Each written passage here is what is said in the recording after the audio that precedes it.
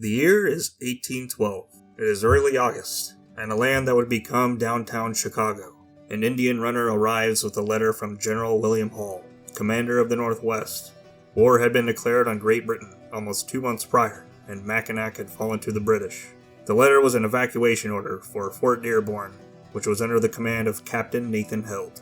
His orders were to destroy the ammunition and liquor and distribute the remaining supplies to any friendly natives living near the fort. A notice was also sent to Fort Wayne so they could expect evacuees. It would be a week before they would evacuate. During that time, Captain Held requested a council with the Potawatomi Indians living outside the fort. He announced his intentions to leave the fort and asked the Indians to provide an escort and that they would be paid handsomely if they ensured the garrison's safety. Anything left behind was promised to the Potawatomi. The young warriors were especially excited about the guns and whiskey, but the disposal of that prized loot was already underway, an act that would infuriate the warriors. During the final days at Fort Dearborn, anxiety swelled among its inhabitants. The soldiers worried for the safety of their wives and children. Among them was the family of Corporal John Simmons and his wife, Susan Milhouse Simmons, and their 2 small children, David, who was just 2 years old, and Susan, 6-month-old infant girl. Corporal Simmons did not sugarcoat the situation to his wife.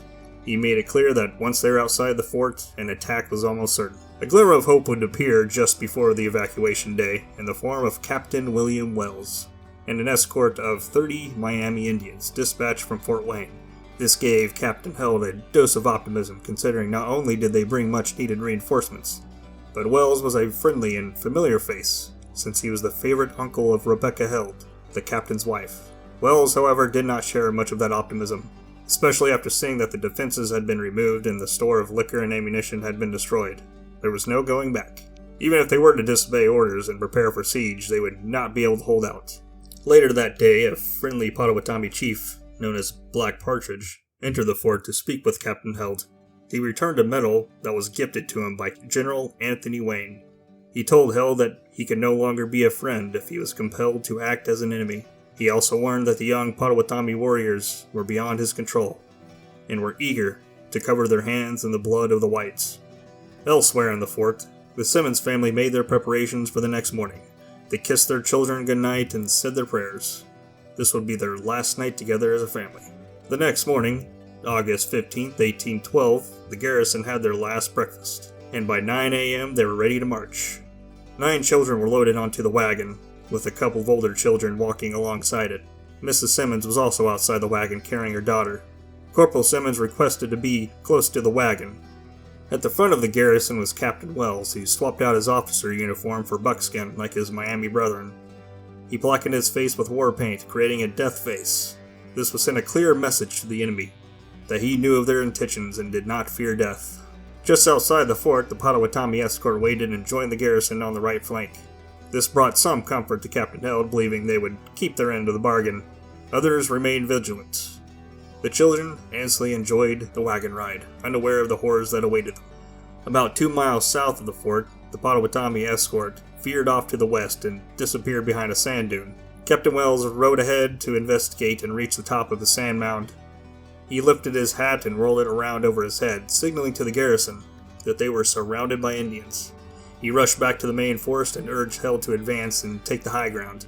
The attackers started popping up from behind the hill and opened fire. The garrison fired a volley and charged up the mound. The Potawatomi fell back, but only to join the rest of the warriors who were closing in on the rear. When the regulars charged, it created a gap between the main force and the wagon train in the back. Hundreds of Indians swooped in to attack it. The wagons were defended by only a handful of regulars and 12 militiamen, while most of the Miami escort had retreated.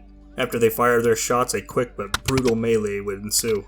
As the men began to fall, some of the wives took up arms. One was a Mrs. Corbin, the wife of a Private Corbin, who fought to the bitter end, and was cut down, preferring death over capture, making her one of the 2 women killed in the battle. Corporal Simmons clubbed away at the attacking warriors, but was overwhelmed and killed in an instant, dying to protect his family. Mrs. Simmons could do nothing but hold her baby tight and shield her from the terror.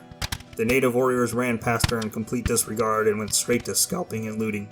One young frenzied warrior climbed into the back of the now unguarded wagon, carrying 9 children, and killed every one, including the young David Simmons.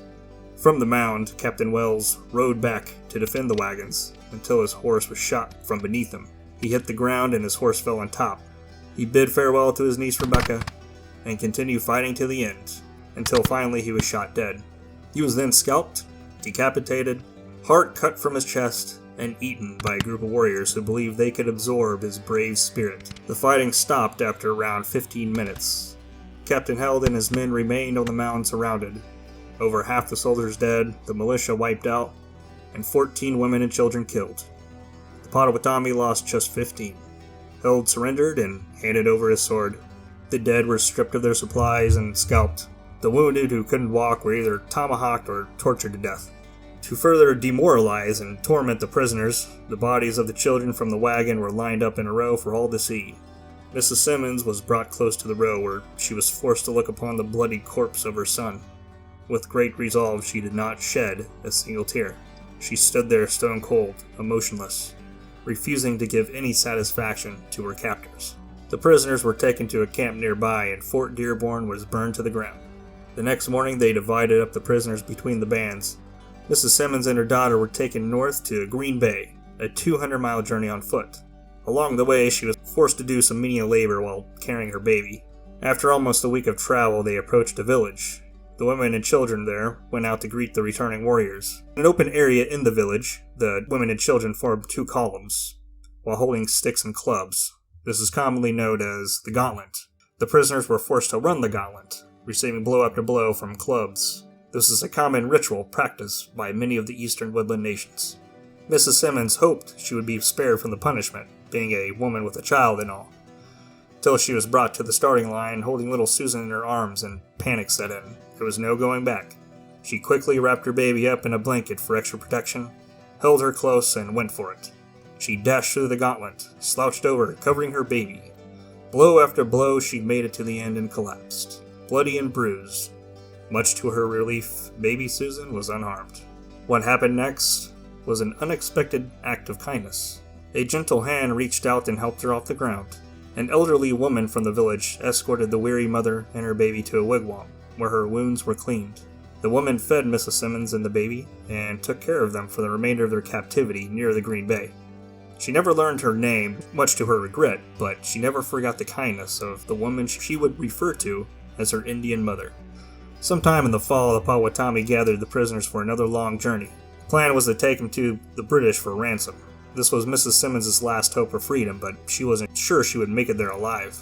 The destination was Mackinac, and they were taking the long way around, south from the way they came, around Lake Michigan, and back up north, a 600-mile journey on foot, not to mention winter was closing in. They passed the ruins of old Fort Dearborn, and the site of the battle where the bones of the dead still lie. Mrs. Simmons received multiple offers to take the baby off her hands, and to relieve her from this burden, she turned them all down. One chief got a little aggressive, threatening her with a tomahawk, and yanked the arm of little Susan. He told her if she didn't give up the baby, he would kill her, to which she replied, "You may kill me, but in no other way can you get my child." The chief understood and left her alone, but demanded she keep the child bathed. The party arrived in Mackinac, where Mrs. Simmons hoped she would be released, but due to some terms and conditions, she would have to make yet another trip. 300 miles down to Detroit, in the dead of winter, in Michigan no less. Only there would she be officially released. By this point, baby Susan was a year old and had gained some weight, while Mrs. Simmons was losing weight and getting weaker, surviving only on nuts and acorns dug from the snow. She was freezing cold, wearing nothing but ragged clothes, but each step brought her closer to deliverance. She was near the end, and with a mother's love, she kept going. Finally, in Detroit, she was set free, after about 6 months of captivity. From there, she was escorted to Fort Meigs, which was under the command of General Harrison. While this was friendly territory, it was still wartime, and she was also still hundreds of miles away from her father's home in Ohio. But, as luck would have it, a wagon train had just arrived from Cincinnati and was making a round trip. The route passed through just a few miles away from her family. She hitched a ride in April 1813. The roads were wet and muddy, which made for a bumpy ride, but it was like riding first class compared to her previous journey. When she arrived at her family home, they looked at her like she returned from the dead. 2 years earlier, she left this place with a husband and a baby boy and returned a shadow of her former self. The survival of Susan, however, brought much needed solace. In her own words, Mrs. Simmons said she did nothing but weep for months. After a year of hardship, the trauma didn't end there. Close to the first anniversary of her husband and son's death, Mrs. Simmons' only sister, Barbara Dilbone, along with her husband Henry, were killed in a raid. Their 4 children witnessed the killings, but survived. After the war, Mrs. Susan Milhouse Simmons would live on to see her daughter grow up, get married, and have children of her own. Susan married Moses Winans in 1828. They had 9 children. In 1853, Mr. and Mrs. Winans moved to Iowa, along with Grandma Susan Simmons, who died at the age of 80 in Springville, Iowa. After Susan Winans' husband died in 1871, she moved to Santa Ana, California, where she spent the rest of her days. She died on April 27, 1900, making her the last survivor of Old Fort Dearborn. That's all for this video. Hope you enjoyed and learned something today. Please like and subscribe for more Frontier lore. Take care.